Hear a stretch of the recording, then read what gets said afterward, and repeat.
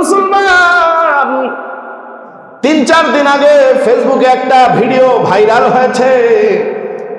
ভিডিওটা গোটা বাংলাদেশে তুমুল সমালোচনার ঝড় উঠেছে।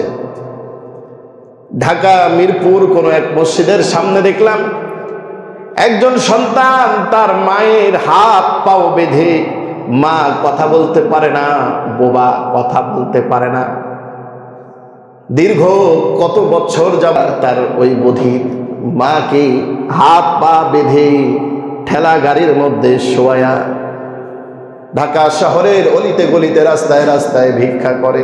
নাউজুবিল্লাহ বলেন। নিজের সন্তান কতটা নিকৃষ্ট হলে নিজের জন্মধারিণী মাকে এইভাবে দীর্ঘ বছর যাবত হাত পা বেঁধে। এই ভিডিওটা যখন ধরা পড়ছে, লাইভ প্রোগ্রাম দেখছিলাম, লোকজন চতুর্দিকে ঘেরাও করে রেখেছে, তাকে বলতেছে যে খুলো, এমন ভাবে কষা করে বাঁধছে, এত দীর্ঘদিনের কাপড় চোপড় দিয়ে মোটা কয়েকটা রশি দিয়ে হাত পা এমন ভাবে বাঁধছে যে খোলার পরেও হাত পা গুলো সোজা করতে কষ্ট হচ্ছে সেই মহিলা। আল্লাহ, নিজের পেটের সন্তান, এর চাইতেও নিকৃষ্টতম ঘটনা এই সমাজে পিতামাতার সঙ্গে ঘটে কি ঘটে না? আল্লাহ বললেন, খবরদার, ওয়ালা তানহারহুমা, তাদেরকে ধমক দেবে না, ওয়াকুল লাহুমা কওলান কারীমা, সম্মানজনক কথা তাদের সঙ্গে বলবো। হযরত বাইজিদ বোস্তামি রাহমাতুল্লাহি আলাইহির নাম জানে না এমন কোন মানুষ নাই। হযরত বাইজিদ বোস্তামি রাহমাতুল্লাহি আলাইহি ইরানের বুস্তান নগরীতে যার জন্ম, বাংলাদেশের চট্টগ্রামে যার কবর, এমন বড় আল্লাহর ওলি এমনি হয় নাই, সাক্ষাৎ মায়ের নেক দোয়ার কারণে আল্লাহর ওলি হয়ে গেছে। বাইজিদ বোস্তামির বয়স তখন 12 থেকে 13। বিদায় জুমা, আমরা জুমার সালাতের জন্য আল্লাহ তাআলা আমাদেরকে মসজিদে আসার তৌফিক দান করেছেন, এই জন্য সকলে শুকর আদায় করছি, আলহামদুলিল্লাহ। দরুদ পড়ছি সাইয়্যিদুল আম্বিয়া মুহাম্মদ রাসূলুল্লাহ, সকলেই মহব্বত বলছি সাল্লাল্লাহু আলাইহি ওয়াসাল্লাম।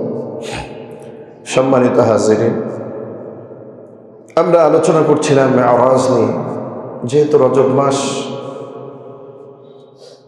ইসলামের রাসূলুল্লাহ সাল্লাল্লাহু আলাইহি ওয়াসাল্লামের জীবনে যত মুআজিজা আছে, এর মধ্যে সবচাইতে অন্যতম মুআজিজা হলো মেরাজ।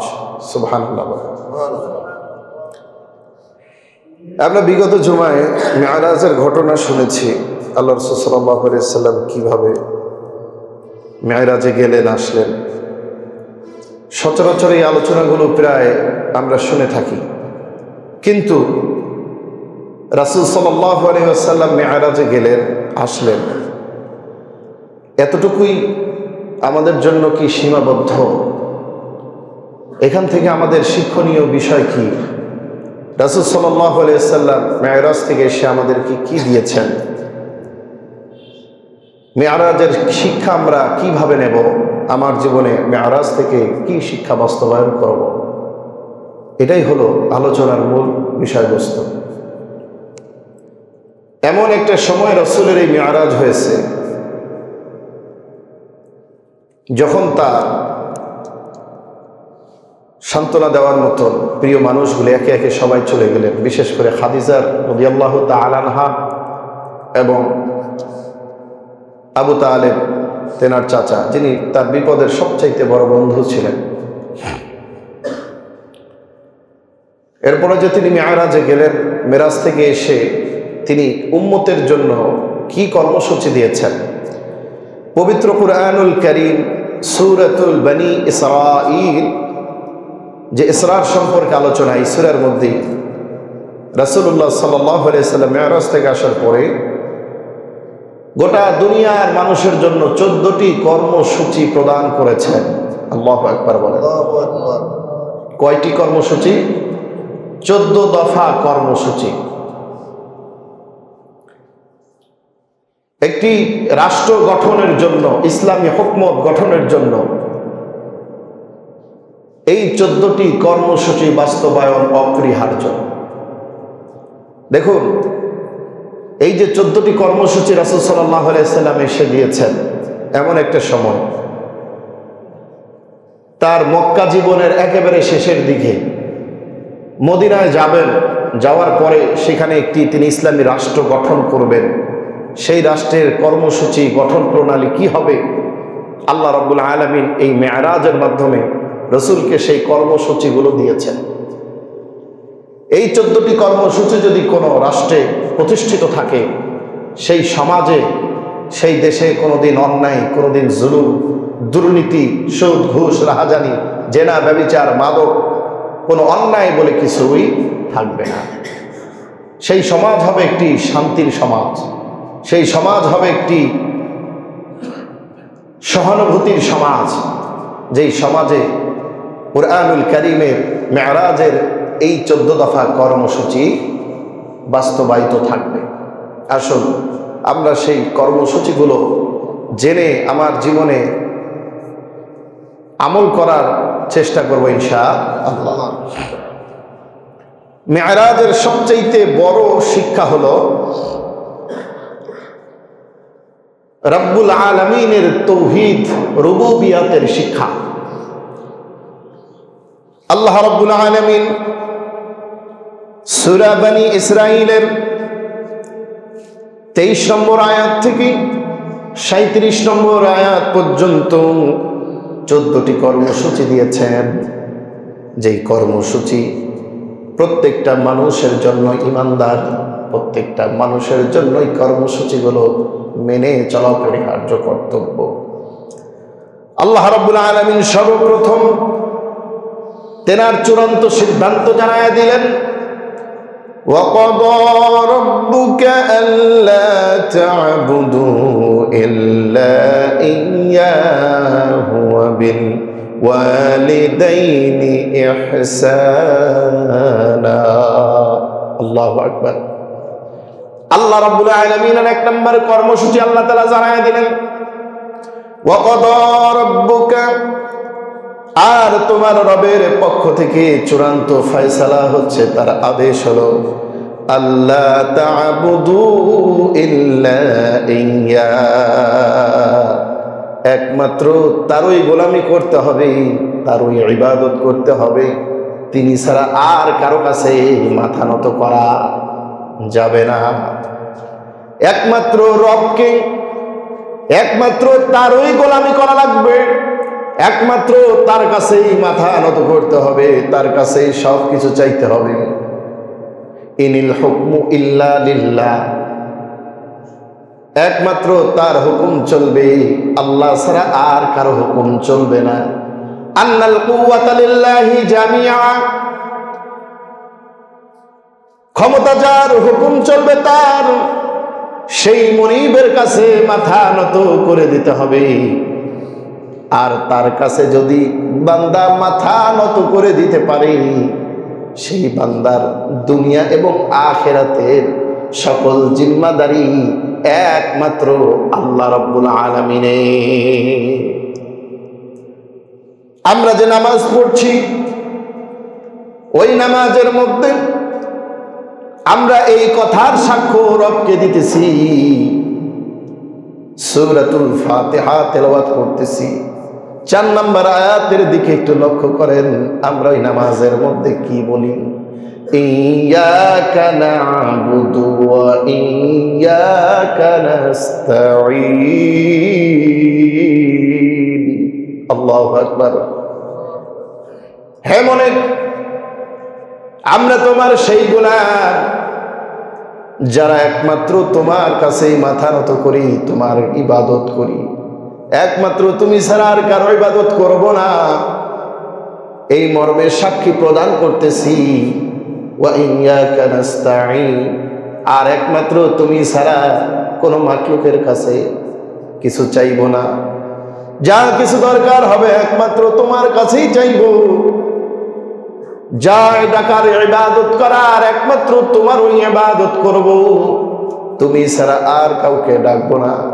ওয়াল্লাযীনা লা ইয়াদউনা মা'আল্লাহি ইলাহান আখার, এক আল্লাহ ছাড়া আর কাউকে ডাকবে না, ওই রবের সঙ্গে আর কাউকে শরীক করবে না।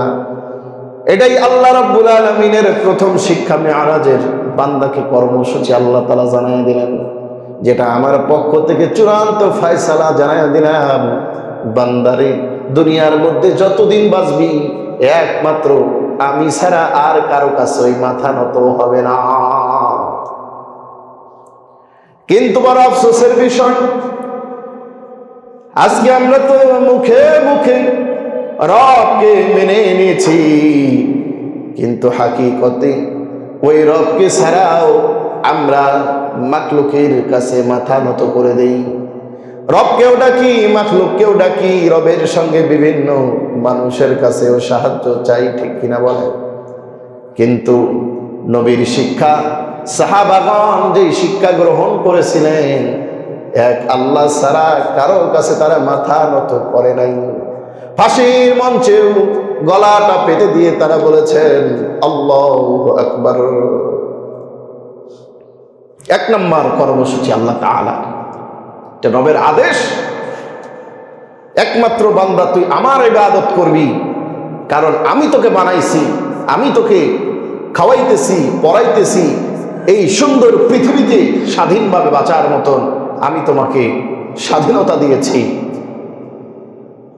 তোমার যত জরুরত আছে দুনিয়ার মধ্যে বেঁচে থাকার জন্য, সমস্ত জরুরত আমি আল্লাহ রাব্বুল আলামিন পূরণ করতেছি। সুতরাং আমি ছাড়া কারো কাছে তোমার মাথা নত করা চলবে না। এরপর আল্লাহ রাব্বুল আলামিন দ্বিতীয় ফয়সালা জানায়া দিলেন, ওয়াবিল ওয়ালিদাইনি ইহসানা। আমার গোলামির পর দুনিয়াতে যেই মা বাবা তোমাকে জন্ম দিয়েছেন, যেই মা বাবার কারণে দুনিয়ার আলো বাতাস তুমি দেখেছো, দেখতেছো, যেই মা বাবার কারণে তুমি ইজ্জত সম্মান টাকা পয়সা ধন সম্পদ কামাইছো, আমার গোলামির পর সবচাইতে সম্মানের আসনটা যারা পাবে তারা হলেন মা এবং বাবা। সুবহানাল্লাহ। ওয়াবিল ওয়ালিদাইনি ইহসানা, মা বাবার সঙ্গে সদ্ব্যবহার করবে, ইহসান করবে, ভালো আচরণ করবে। কেমন করে করবে? এই ওয়াবিল ওয়ালিদাইনি ইহসানের ব্যাখ্যা আল্লাহ রাব্বুল আলামিন আয়াতের মধ্যেই একটা একটা করে জানায় দিয়েছেন, কিভাবে বান্দা বিল ওয়ালিদাইনি ইহসান, ইহসান বান্দা কিভাবে করবে। আল্লাহ রাব্বুল আলামিন এবার ইহসানের ব্যাখ্যা দিতেছেন, ইম্মা ইয়াবলুগান্না ইনদাকাল কিবারা আহাদুহুমা আও কিলাহুমা ফালা তাকুল লাহুমা উফফিন ওয়ালা তানহারহুমা ওয়া কুল লাহুমা কওলান কারীমা। আল্লাহু আকবার। ইহসান কাকে বলে একটু লক্ষ্য করে বোঝার চেষ্টা করুন। আল্লাহ রাব্বুল আলামিন বলেন, ইম্মা ইয়াবলুগান্না ইনদাকাল কিবারা আহাদুহুমা আও কিলাহুমা, যদি তোমার মা বাবা বার্ধক্য অবস্থায়, সন্তান বৃদ্ধ অবস্থায়, তোমার মা বাবা দুজন অথবা দুইয়ের একজন, মা বাবা উভয়ে অথবা মা অথবা বাবা যে কোনো একজন, সন্তান তোমার জিম্মাদারিতে চলে আসে, সন্তান তোমার দায়িত্বে তারা চলে আসে, তাদের বৃদ্ধ অবস্থায়, বার্ধক্যের অবস্থায়, ফালা তাকুল লাহুমা উফফিন, আল্লাহ বললেন বান্দারে খবরদার, তাদের কোনো ব্যবহারে উফ শব্দটি জবান দিয়ে বের করবে না, তাদের কোনো আচরণে বিরক্ত বোধ হবে না, তাদের কোনো ব্যবহারে তুমি কটু কোনো কথা জবান দিয়ে বের করবে না। উফফিন, তাদের কোনো ব্যবহারে সন্তান তোমার জবান দিয়ে যেন বিরক্তি মনোভাব কোনো প্রকাশ না পায়। আছে না, বাবা মা বৃদ্ধ হয়ে গেছে, সন্তানের দিকে খায়, সন্তানের কাছে যদি কোনো কিছু আবদার করে চায়, সন্তান বিরক্ত বোধ করে, ঝাড়ি দেয়, আছে না নেই? কত সন্তান আছে ঠিক মতন মা বাবাকে চিকিৎসা করায় না, ভালো কাপড় চোপড় দেয় না। আবার কত সন্তান যদি মা বাবার 4টা-5টা সন্তান হয়, মা বাবাকে নিয়ে ভাগাভাগি শুরু হয়ে যায়।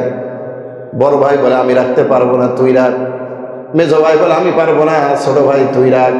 আবার ভাগাভাগি করে নেয়। 10 দিনের বাড়ি, 10 দিন অমুক সন্তানের বাড়ি, আছে না নেই? চিন্তা করে দেখুন তো, যখন আপনারা 6 ভাই 5 ভাই ছোট ছিলেন, মা বাবা কোনোদিন আপনাদের সন্তানকে ভাগাভাগি করে নাই। নিজে খাইতে পেরেছে বা পারে নাই, নতুন কাপড় পরছে না পরে নাই, কিন্তু ওই সন্তানকে সকল সর্বোচ্চ ভালোবাসা দিয়ে আগলায় রাখছে, অভাব বুঝতে দেয় নাই, কষ্ট বুঝতে দেয় নাই। আর আজকে সন্তান 4-5টা বয়, মা বাবার জন্য সন্তানের হাড়িতেই ভাত হয় না। মা বাবা যদি আবদার করে কিছু খেতে চায়, আমরা ধমক দেই, ঝাড়ি দেই। এখনো তোমাদের এত কিছু খাইতে মন চায়, আছে না নেই? আল্লাহ বললেন খবরদার, উফিউ বিরক্ত বোধ হইও না, ওয়ালা তানহারুমা, তাদেরকে ধমক দিও না। আজকে তো কথায় কথায় মা বাবাকে ঝাড়ি দেই, ধমক দেই। অনেক কুলাঙ্গার সন্তান মা বাবাকে ধরে পিটায়, মারধর করে, আছে না নাই? কি বলবো ওরে মুসলমান, 3-4 দিন আগে ফেসবুকে একটা ভিডিও ভাইরাল হয়েছে। ভিডিওটা গোটা বাংলাদেশে তুমুল সমালোচনার ঝড় উঠেছে। ঢাকা মিরপুর কোন এক মসজিদের সামনে দেখলাম একজন সন্তান তার মায়ের হাত পাও বেঁধে, মা কথা বলতে পারে না, বোবা কথা বলতে পারে না, দীর্ঘ কত বছর যাবত তার ওই সন্তান, ওই তার বয়রা, তার ওই বধির মাকে হাত পা বেঁধে ঠেলা গাড়ির মধ্যে শোয়া ঢাকা শহরের অলিতে গলিতে রাস্তায় রাস্তায় ভিক্ষা করে। নাউজুবিল্লাহ বলেন। নিজের সন্তান কতটা নিকৃষ্ট হলে নিজের জন্মধারিণী মাকে এইভাবে দীর্ঘ বছর যাব হাত পা বেঁধে। এই ভিডিওটা যখন ধরা পড়ছে, লাইভ প্রোগ্রাম দেখছিলাম, লোকজন চতুর্দিকে ঘেরাও করে রেখেছে, তাকে বলতেছে যে খুলো, এমন ভাবে কষা করে বাঁধছে, এত দীর্ঘদিনের কাপড় চোপড় দিয়ে মোটা কয়েকটা রশি দিয়ে হাত পা এমন ভাবে বাঁধছে যে খোলার পরেও হাত পা গুলো সোজা করতে কষ্ট হচ্ছে সেই মহিলার। আল্লাহ, নিজের পেটের সন্তান, এর চাইতেও নিকৃষ্টতম ঘটনা এই সমাজে পিতামাতার সঙ্গে ঘটে কি ঘটে না? আল্লাহ বললেন খবরদার, ওয়ালা তানহারহুমা, তাদেরকে ধমক দেবে না, ওয়াকুল লাহুমা কওলান কারীমা, সম্মানজনক কথা তাদের সঙ্গে বলবে, সম্মানের সাথে তাদের সামনে পেশ হবে। আমরা কথায় কথায় মা বাবাকে তুই তুকারি করে গালিগালাজ করি। খবরদার, বেয়াদবিমূলক এমন কোন শব্দ মা বাবার সামনে পেশ করা যাবে না। ভবিষ্যৎ বরবাদ হয়ে যাবে, জীবন বরবাদ হয়ে যাবে। যত বড় আল্লাহ ওয়ালা তাহাজ্জুদ বুঝান, হজ করো আর উমরা করো, মা বাবাকে যদি কষ্ট দাও, মা বাবা যদি তোমার উপরে নারাজ হয়ে যায়, আল্লাহর কসম তুমি সন্তান কোনদিন জান্নাতের সুঘ্রাণ পাবে না। রিদার রাব্বি ফি রিদাল ওয়ালিদি ওয়া সাখাতুর রাব্বি ফি সাখাতিল ওয়ালিদি। আল্লাহর নবী বলেন, মা বাবা যদি সন্তানের উপরে সন্তুষ্ট হয়, আল্লাহ রাব্বুল আলামিন ওই সন্তানের উপরে সন্তুষ্ট হয়ে যায়। আর মা বাবা যদি কোনো সন্তানের উপরে সন্তুষ্ট হয়ে যায়, আল্লাহ রাব্বুল আলামিন সঙ্গে সঙ্গে সেই সন্তানের উপরে সন্তুষ্ট হয়ে যান। মা বাবাকে অসন্তুষ্ট করে কোন পীরের বাড়িতে তুমি গরু কোরবানি দাও? কোন পীরকে, কোন বাবাকে খুশি করো? কোন বাবা চাহিদা পূরণ করো? যেই বাবা কোনোদিন, যেই মা কোনোদিন তোমাকে জান্নাত দিতে পারবে না। আর যেই মা বাবা পায়ের নিচে তোমার জান্নাত, যেই মা বাবাকে খুশি করলে আল্লাহ রাব্বুল আলামিন খুশি হয়ে যান, সেই মা বাবাকে যারা কষ্ট দিয়েছ, খোদার কসম কোনোদিন জান্নাত যেতে পারবে না। ওয়াকফিদ লাহুমা জানাহাদ যুল্লি মিনার রাহমাহ। আল্লাহ বলেন, সন্তান মা বাবার সামনে সর্বদা বিনয়ের সঙ্গে পেশ হবে। কখন কি জরুরত মা বাবার চাওয়ার আগেই তাদের সামনে পেশ করবে, তারা মুখ ফুটে যেন তোমার কাছে বলা না লাগে। ওয়াকফিদ লাহুমা জানাহাদ যুল্লি মিনার রাহমাহ। সর্বদা তোমার রহমতের বাহু মানে বিনয়ের সঙ্গে তাদের সামনে পেশ হবে। ছোট্টবেলায় যখন আমরা মা বাবার কাছে কোনো আবদার করেছিলাম, মা বাবা আমাদের আবদার পূরণ করার জন্য সর্বোচ্চ চেষ্টা করেছে। কখনো আমাদেরকে ধমক দেয় নাই, কখনো মারধর করে নাই। যতই কষ্ট হোক সন্তানের আবদার পূরণ করার জন্য চেষ্টা করেছে। আল্লাহ বলেন, বান্দারে আজকে মা বাবা বৃদ্ধ হয়ে গেছি, আজকে তাদের চাহিদা পূরণ করার মতন শক্তি সামর্থ্য তাদের নাই। এখন তুমি তাদের জিম্মাদার। তুমি ওই রকম ছোটবেলায় মা বাবা তোমার সঙ্গে যেমন ব্যবহার করেছে, তুমিও আজকে তাদের বার্ধক্যে তাদের সঙ্গে সেই রকম ভাবেই ব্যবহার করবে। সেই রকম শ্রদ্ধা, বিনয়, ভালোবাসা দিয়ে তাদেরকে আগলায় রাখবে, যাতে করে আল্লাহ রাব্বুল আলামিন তোমার উপরে খুশি হয়ে যান। আনিশকুরলি ওয়ালি ওয়ালিদাইকা। সূরা লুকমানের মধ্যে আল্লাহ রাব্বুল আলামিন বলেন, ওয়া ওয়াসাইনাল ইনসানা বিওয়ালিদাইহি হামালাতহু উম্মুহু ওয়াহানান আলা ওয়াহানিন ওয়া ফিসালুহু ফি আমাইন আনিশকুরলি ওয়ালি ওয়ালিদাইকা ইলাইয়াল মাসীর।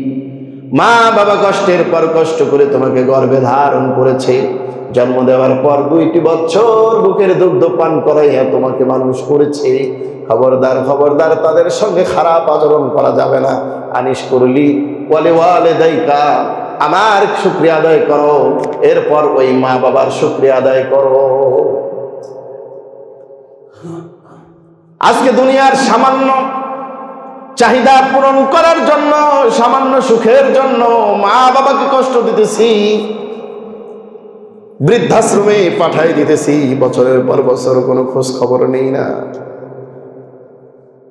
কত মা বোন আছে নিজের দুনিয়ার সামান্য সুখের কথা চিন্তা করে সন্তানটাকে তার মা থেকে পৃথক করে দেয়, আছে না নাই? আমার কত মা বোন যাদের কাছে মাইকের আওয়াজ যায়, আমি তাদেরকে অনুরোধ করে বলতেছি, খবরদার আপনার স্বামীটাকে তার মায়ের কাছ থেকে কোনোদিন আলাদা করবেন না। আপনার দুনিয়ার সামান্য সুখের কথা চিন্তা করি আপনার স্বামীকে তার মায়ের কাছ থেকে পৃথক করবেন না।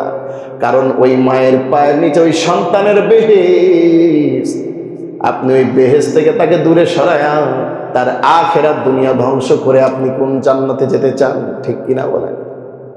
যত কষ্ট হোক, স্বামী শাশুড়ি সন্তান নিয়ে একসঙ্গে থাকতে হবে। আজকে আপনার শাশুড়ির থেকে স্বামীকে আলাদা করে দিলেন, হয়তো আপনাদের মধ্যে অনেকেই মা হয়ে গেছেন। একদিন আপনার সন্তানকেও বিবাহ দিবেন, একদিন আপনার সন্তানের বউ এসেও কিন্তু আপনাকেও আপনার সন্তান থেকে পৃথক করে দিবে। ঠিক কিনা? জেসা করনি ওয়াইসা ভরনি, যেমন কর্ম তার ফলটাও তেমন হয়। সুতরাং সন্তান থেকে মা বাবাকে পৃথক করা যাবে না, বরং একসঙ্গে নিয়েই থাকা লাগবে। যতই কষ্ট হোক না কেন, মা বাবার নেক নজর, মা বাবার নেক দোয়া যদি সন্তান পেয়ে যাও, আল্লাহর নবী বলেন দুনিয়ার মধ্যে থেকেও তুমি অর্ধেক জান্নাতি।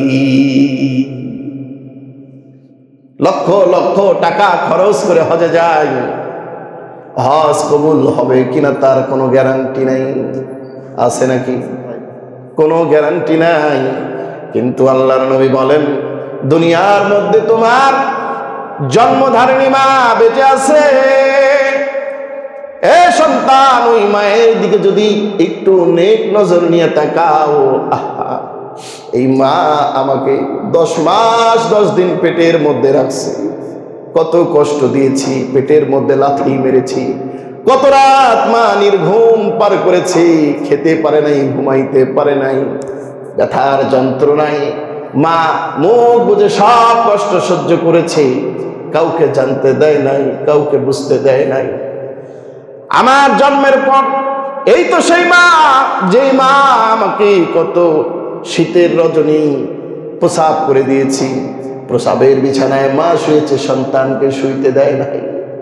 মা কোনো কাজ করেছে, আমি সন্তান কথা বলতে পারি না, প্রসাব করলেও কান্না করি, গায়ে মশা মাছি বসলেও কান্না করি, অসুস্থ হলেও সন্তানটা কান্না করে। একবার যখন চিৎকার দিয়ে কান্না করে, মা সব কাজ কর্ম ফেলে সন্তানের এটাকে সাড়া দেয়। সন্তান যত অসুস্থ হোক না কেন, মা যত অসুস্থ হোক না কেন, নিজের চিকিৎসার জন্য ওষুধ খায় না। সন্তানের একটু সর্দি লাগলে, কাশি হলে মায়ের চোখের ঘুম হারাম, পেরেশান হয়ে যায়। এই তো সেই মা, যে মা আমার শত চাহিদা পূরণ করে, সাধ্যের বাইরে হলেও হাসি মুখে আমার সব আবদার পূরণ করে নেয়। এমন নজর নিয়ে, মহব্বতের নজর নিয়ে যদি কোনো সন্তান মায়ের দিকে তাকায়, আল্লাহর নবী বলেন সঙ্গে সঙ্গে আল্লাহ রাব্বুল আলামিন ওই সন্তানের আমল নামায় একটা কবুল হজের সওয়াব দান করে। আরে সন্তান শরীরের চামড়া কেটে জুতা বানায় দিলেও মায়ের ঋণ কোনোদিন শোধ করা যাবে না। সন্তান এসে ডাক দিয়ে বলে, মা আমি তোমার ঋণ শোধ করে দিতে চাই। মা ডাক দিয়ে বলে, সন্তান মায়ের ঋণ কোনোদিন শোধ করা যায় না, মায়ের ঋণ কোনোদিন শোধ করা যায় না। সন্তান বলেন, তুমি বলো আমি তোমার ঋণ শোধ করে দেব। মা বারবার সন্তানকে বুঝায় মায়ের ঋণ কোনোদিন শোধ করা যায় না, কিন্তু সন্তান নাছরবান্দা, মায়ের ঋণ শোধ করবেই। তখন মা সন্তানকে বলছে, রে সন্তান, বাজার থেকে একটা পাকা কলা কিনে নিয়ে আসো। ওই সন্তান একটা কলা কিনে নিয়ে আসছে। মা বললেন, এই কলাটা আজকে রাত্রে বুকের উপরে নিয়ে ঘুমাইবা, কাল সকালবেলায় কলাটা আমাকে এইভাবেই দিবা। যদি দিতে পারো, তোমার কাছে আমার যত ঋণ, আমি সব ঋণ থেকে তোমাকে মুক্ত করে দেব। আল্লাহু আকবার বলে। সন্তান রাতের বেলা কলাটা বুকের মধ্যে নিয়ে ঘুমাইলো। সকালবেলা মা যখন ঘরের মধ্যে আসলেন, সন্তানকে ডাক দিয়ে বলছে, সন্তান কলাটা দাও। সন্তান দেখে কলা নাই, কই গেল। খুঁজতে খুঁজতে দেখে রাতে ঘুমের ঘরে কখন যেন কলাটা পিঠের তলে পড়ে চ্যাপ্টা হয়ে গেছে। আল্লাহু আকবার। চ্যাপ্টা কলাটা নিয়ে মায়ের কাছে দিয়ে বলতেছে, মা এই যে নাও কলা, তোমার কলা তো আমি রাখতে পারি নাই। মা ডাক দিয়ে বলে, সন্তান একটা রাত কলাটা অক্ষত অবস্থায় রাখতে পারলে না। একটু লক্ষ্য করে ভেবে দেখো, দীর্ঘ 3-4টা বছর আমি মা তোমার সন্তান তোমাকে বুকের মধ্যে নিয়ে আগলায় রেখে কত রাত নির্ঘুম পার করে দিয়েছি। আমি যদি তোমার মতো এরকম অচেতন অবস্থায় ঘুমাইতাম, কখন তুমি আমার পিঠের তলে পড়ে এরকম কলার মতন চ্যাপ্টা হয়ে যাইতে, ঠিক কিনা? সন্তান সঙ্গে সঙ্গে মায়ের পায়ের কাছে পড়ে গেছে, ডাক দিয়ে বলতেছে, রে মা, আমি বুঝতে পেরেছি মায়ের ঋণ কোনোদিন শোধ করা যায় না। এই জন্য তো রবের শিক্ষা, ওই মায়ের ঋণ কোনোদিন শোধ করা যাবে না। সুতরাং মায়ের সঙ্গে কোনোদিন খারাপ আচরণ করা যাবে না। হুমা জান্নাতুকা ওয়া নারুকা, আল্লাহর নবী বলেন, তারাই তোমার বেহেশত, তারাই তোমার জান্নাত। তাদেরকে যদি খুশি করতে পারো তুমি জান্নাতি, আর তাদেরকে যদি নারাজ করো তুমি জাহান্নামী। এই জন্য আল্লাহ রাব্বুল আলামিন সন্তানকে কঠোরভাবে জানায়া দিলেন, ওয়াকফিদ লাহুমা জানাহাদ যুল্লি মিনার রাহমা।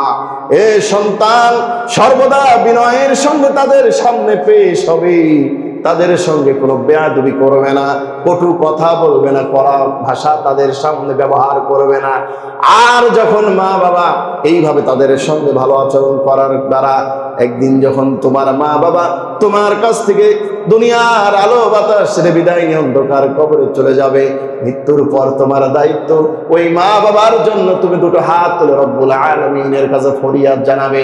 আমার সঙ্গে সঙ্গে বলুন, রব্বিরহামহুমা কামা রব্বায়ানি সগীরা, রব্বিরহামহুমা কামা রব্বায়ানি সগীরা। আল্লাহ রাব্বুল আলামিন শিখায় দিলেন, সন্তান মা বাবা যখন মারা যায়, নেককার সন্তানের দায়িত্ব দুটো হাত আল্লাহ রাব্বুল আলামিনের কাছে তুলে ফরিয়াদ করবে, রব্বিরহামহুমা কামা রব্বায়ানি সগীরা। আয় রব্বুল আলামিন, আমার শৈশবে আমার মা বাবা যেমন আমাকে তাদের কোলে করে আদর সোহাগ দি, ভালোবাসা স্নেহ মায়া মমতা দি আমাকে আগলায় রাখছে, মানুষ করেছে, আজকে তারা দুনিয়ার থেকে বিদায় নিয়ে অন্ধকার কবরে চলে গেছে, তোমার রহমতের কোলে তো তাদেরকে তুলে দিলাম। দুনিয়াতে যেইভাবে তারা আমাদেরকে লালন পালন করেছিল, আজকে তুমি তোমার রহমতের কোলে তাদেরকে সেইভাবেই দেখাশোনা করিও। আল্লাহু আকবার। এই সন্তান, ওই মেরাজের প্রথম শিক্ষা আল্লাহ রাব্বুল আলামিন বান্দার জন্য জানায় দিলেন। এক নাম্বার শিক্ষা, আমি আল্লাহর ইবাদতের পর আর কারো ইবাদত চলবে না, আর আমার ইবাদতের পরে দ্বিতীয় শিক্ষা, দুনিয়াতে যেই মা বাবা বড় নিয়ামত, একজন সন্তানের জন্য দুনিয়াতে সবচাইতে বড় নিয়ামত তার মা বাবা। মা বাবার যদি নেক দোয়া নিতে পারো, তিনটি দোয়া আল্লাহর দরবারে কখনো ফেরত যায় না। এক নম্বরে হলো মা বাবার দোয়া সন্তানের জন্য, দুই নম্বরে মুসাফিরের দোয়া, তিন নম্বর মজলুমের দোয়া। এর মধ্যে মা বাবার দোয়া যদি তোমরা পাও, হযরত বাইজিদ বোস্তামি রহমতুল্লাহি আলাইহির নাম জানে না এমন কোনো মানুষ নাই। হযরত বাইজিদ বোস্তামি রহমতুল্লাহি আলাইহি ইরানের বোস্তান নগরীতে যার জন্ম, বাংলাদেশের চট্টগ্রামে যার খবর, এমন বড় আল্লাহর ওলি এমনি হয় নাই, সাক্ষাৎ মায়ের নেক দোয়ার কারণে আল্লাহর ওলি হয়ে গেছে। বাইজিদ বোস্তামির বয়স তখন 12 থেকে 13। শীতের রজনীতে মা শুয়ে আছেন, হঠাৎ পানির পিপাসা লাগছে। বাইজিদকে ডাক দিয়ে বলে, রে বাইজিদ, পানির পিপাসা লাগছে, পানি দাও। বাইজিদ ঘরের মধ্যে কলসিটাতে দেখে পানি নাই। বাড়ির থেকে একটু দূরে পানির কুয়া থেকে পানি নিয়ে যখন বাসায় আসছে, শীতের রজনী, পানি ঢেলে পেয়ালাটা হাতে নিয়ে যখন মায়ের ঘরের মধ্যে প্রবেশ করেছে, তাকায় দেখে মা ঘুমায় পড়ছে। বাইজিদ চিন্তা করে, এখন কি করব, মাকে পানি খাওয়ানোর জন্য ডাক দিব নাকি? ডাকলে যদি মায়ের ঘুম নষ্ট হয়ে যায়, মা যদি বিরক্ত হয়, কষ্ট পায়, আবার এখন পেয়ালাটা পানির গ্লাসটা এখানে থুয়েই চলে যাব নাকি? আবার যদি মাঝরাত্রি মা পানির জন্য ডাক দেয়, আর আমি যদি ঘুমায় যাই, পানি দিতে না পারি, মা তো কষ্ট পাবে, কি করব কি করব? ওই পানির পেয়ালাটা নিয়ে মায়ের মাথার কাছে শীতের রজনীতে সারা রাত নির্ঘুম পার করে দিয়েছে। ভোরবেলা তাহাজ্জুদের সময় মা যখন ঘুম থেকে উঠছে, তাহাজ্জুদের জন্য লক্ষ্য করে দেখে বাইজিদ মাথার কাছে দাঁড়া আছে, হাতের মধ্যে একটা পেয়ালা। মা ডাক দিয়ে বলেন, রে বাইজিদ, দাঁড়ায় আছো কেন? ঘুমাও নাই কি বাবা? বাইজিদ ডাক দিয়ে বলেন, মা, ওই যে রাত্রে আপনি পানি চেয়েছেন, কলসিটা পানি ছিল না, দূর থেকে পানি নিয়ে আসার পর আপনার মাথার কাছে আপনি ঘুমায় গেছেন, আপনার কষ্ট হবে বলে আপনাকে আর ডাক দেই নাই, সারা রাত আপনার মাথার কাছে দাঁড়ায় আছে পানি পান করানোর জন্য। মা খুশি হয়ে গেছেন, দুটো হাত তুলে আল্লাহ রাব্বুল আলামিনের কাছে দোয়া করে, ওগো মালিক, যেই সন্তান আমি মাকে এত সম্মান এত মর্যাদা দিয়েছি, তুমি আমার বাইজিদকে সুলতানুল আরিফিন হিসাবে গোটা দুনিয়াতে পরিচিতি লাভ করায় দাও। সঙ্গে সঙ্গে ওই মায়ের দোয়া আল্লাহর দরবারে কবুল হয়ে গেছে। আল্লাহ রাব্বুল আলামিন বাইজিদ বুস্তামিকে এত বড় কবুল করেছেন, পরিচিতি দান করেছেন, গোটা দুনিয়ার মধ্যে আজও তার নামটি ভক্তির সঙ্গে মানুষ স্মরণ করে। এজন্য মুসলমান, আল্লাহ রাব্বুল আলামিনের মেরাজের শিক্ষা আমাদের বাড়িতে যাদের মা বাবা আছে, আজকে এই জুমার নামাজের পরে বাসায় গিয়ে মা বাবার পা ধরে মাপ চাইবেন। যদি মা বাবার সঙ্গে কোনো খারাপ আচরণ করে থাকেন, আমি আপনাদের দুটো পায়ে হাত রেখে করজোড়ে অনুরোধ জানাতে চাই, খবরদার মায়ের সঙ্গে বেয়াদবি করবেন না, বাবার সঙ্গে বেয়াদবি করবেন না। একজন সাহাবী এসে রাসূলের দরবারে বলেন, ওগো আল্লাহর রাসূল, মাল আবাররু, হে আল্লাহর নবী, আমার সবচাইতে উত্তম সহবত পাওয়ার অধিক নিকটবর্তী কি? রাসূল ডাক দিয়ে বললেন, উম্মুকা, তোমার মা। আবার সাহাবী বলে, কুলতু মাল আবাররু ওয়া মা আবাররু, তারপর কে? রাসূল বললেন, তোমার মা। সাহাবী তৃতীয়বার আবার বললেন, তারপর কে? রাসূল বললেন, তোমার মা। চতুর্থবার সাহাবী ডাক দিয়ে বলে, তারপরে কি? রাসূল বললেন, আবাকা, তোমার বাবা। এরপর তোমার নিকটাত্মীয়, তার নিকটাত্মীয়, তারপরে এইভাবে চলতে থাকবে। তিনবার নবী মায়ের কথা বলেছেন, কারণ তিনটা ক্ষেত্রে মা সব চাইতে বেশি কষ্ট সহ্য করে। এই জন্য মায়ের মর্যাদা 3 গুণ আল্লাহ রাব্বুল আলামিন দিয়েছেন। সেই মায়ের সঙ্গে খারাপ ব্যবহার করা যাবে না। বাসায় গিয়ে মায়ের পা ধরে মাপ চেয়ে নিবেন, মা গো, যদি মাপ যতক্ষণ না করবে এই পাও ছাড়বো না। পারবেন তো? কারা কারা পারবেন? কার মা মা বেঁচে আছে? আজকে যদি জান্নাত যেতে চান, পেতে চান, যত মনোমালিন্যতা মায়ের সঙ্গে হয়েছে যাবৎ পর্যন্ত, আপনি যতই কষ্ট দেন না কেন মাকে, আপনি আপনার মায়ের কাছে গিয়ে শুধু যদি একটু সরি বলেন, মায়ের দীর্ঘ বছরের সকল রাগ, সকল ক্রোধ পানি হয়ে যাবে। ঠিক কিনা বলেন? আমরা আমাদের মা বাবার উপরে অভিমান করে থাকতে পারি, কিন্তু মা বাবা সন্তানের উপরে কোনোদিন অভিমান করে থাকতে পারেন না। এই জন্য মা বাবার নেক দোয়া নেওয়ার চেষ্টা করতে হবে। তোমার দুনিয়া বদলে যাবে, তোমার জীবনের সকল চাহিদা আল্লাহ তাআলা পূরণ করে দিবেন। আর ওই মা বাবা যদি কষ্টে থাকে, আপনি যত আরামেই থাকেন না কেন, আপনার জীবন কোনোদিন শান্তি আসবে না। পারবো তো ইনশাআল্লাহ? আল্লাহ রাব্বুল আলামিন তৌফিক দান করুন, আমরা সকলে বলে আমিন। এরপরে 3 নম্বর শিক্ষা, আল্লাহ রাব্বুল আলামিন, রব্বুকুম আ'লামু বিমা ফি নুফুসিকুম ইন তাকুনু সালিহিনা ফাইন্নাহু কানা লিল আওয়াবিনা গফুরা। আল্লাহু আকবার বলেন। এরপর আল্লাহ রাব্বুল আলামিন বলেন, যারা সীমা লঙ্ঘন করেছো, ত্রুটি বিচ্যুতি হয়ে গেছে, আমি মালিকের কাছে যদি তোমরা মাপ চাও, আমি আল্লাহ রাব্বুল আলামিন তোমাদেরকে মাফ করে দেব। 3 নম্বর কর্মসূচি, জীবনে যত ভুল ত্রুটি হয়ে গেছে, ইচ্ছায় হোক অনিচ্ছায় হোক, আল্লাহ বললেন, যদি তুমি আমলে সালেহ করো, সালেহিন বান্দা হয়ে যাও, আমি আল্লাহ তাআলা তোমাকে মাফ করে দেব।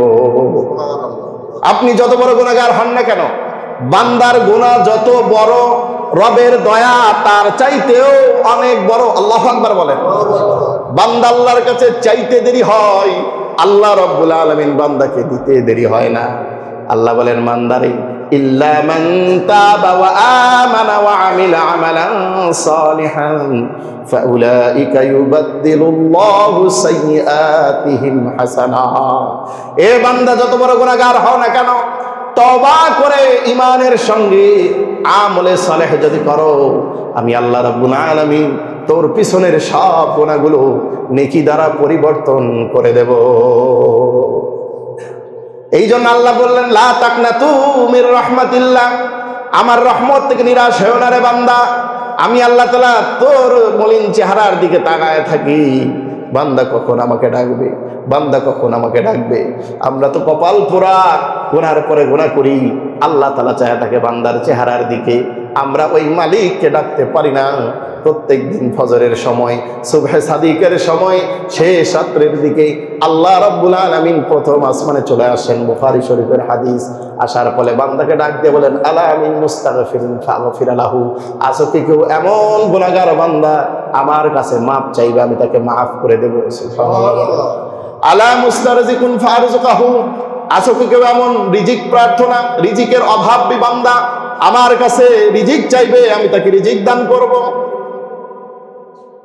আছো কি কেউ এমন বিপদগ্রস্ত বান্দা, ফাউআফিয়া লাহু, আমার কাছে বিপদ থেকে মুক্তি চাইবে, আমি তাকে বিপদ মুক্ত করে দেব। এইভাবে ফজরের সুবহে সাদিক পর্যন্ত আল্লাহ রাব্বুল আলামিন বান্দাকে ডাকতে থাকেন, এ বান্দা কার কি প্রয়োজন আছে আমার কাছে চাও, আমার কাছে চাও। আর আমরা ওই সময়টা ঘুমাই, কি মজার ঘুম সেই সময়, হাজার ডাকলেও ঘুমটা ভাঙে না।